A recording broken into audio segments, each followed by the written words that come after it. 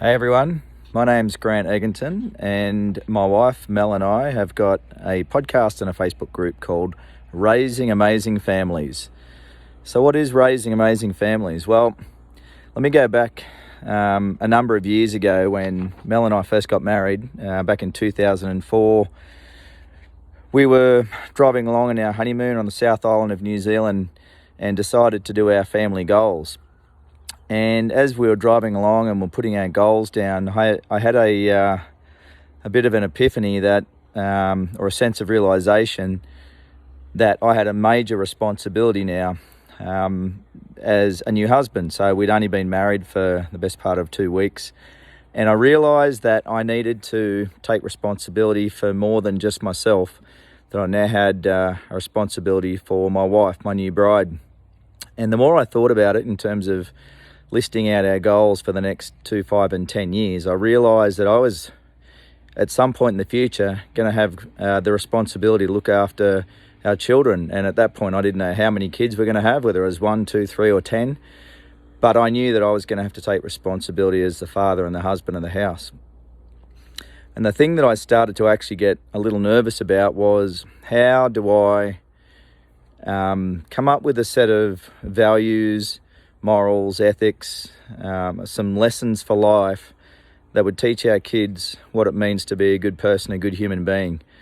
And it was at that point that I actually started to have a little bit of anxiety and concern about, did I have what it takes to be a good husband and a good father? And it was at that point that I realised that I needed some way of not only learning myself, but also capturing those lessons for our kids.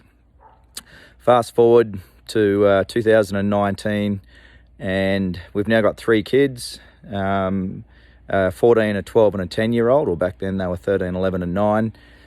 And I still hadn't really come up with anything that I felt was concrete or relevant in terms of giving our kids some lessons for life. So I decided that it was time to actually put pen to paper, and as I started to map it out with Mel, I realised that ultimately what my goal is, or our goal is to write a book, and that would be a book that would capture the lessons we want to give our kids, and it'd also be a legacy that we could pass on to them and they could pass it on to their kids, and so on and so on. But in the meantime, like, writing a book sounds like a lot of work and a lot of effort. In the meantime, I wanted to look at tools that would allow us to capture what we thought were life's lessons for them, that made it nice and simple. And the more we thought about it, the more we mapped it out and planned it out, the more we realised that it was probably a little bit insular and short-sighted to only consider the things that we could teach our kids, that there was an opportunity to tap into a whole group or community of people that could give us some great lessons for our kids and for whoever, groups of families, of parents.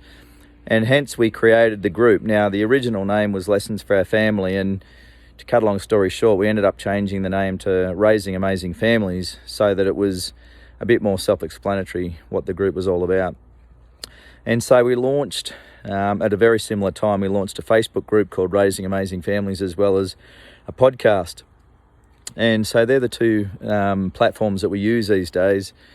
But it's more about a community approach as opposed to just Mel and I having these thoughts and ideas and publishing them or posting them on Facebook or Instagram or a podcast.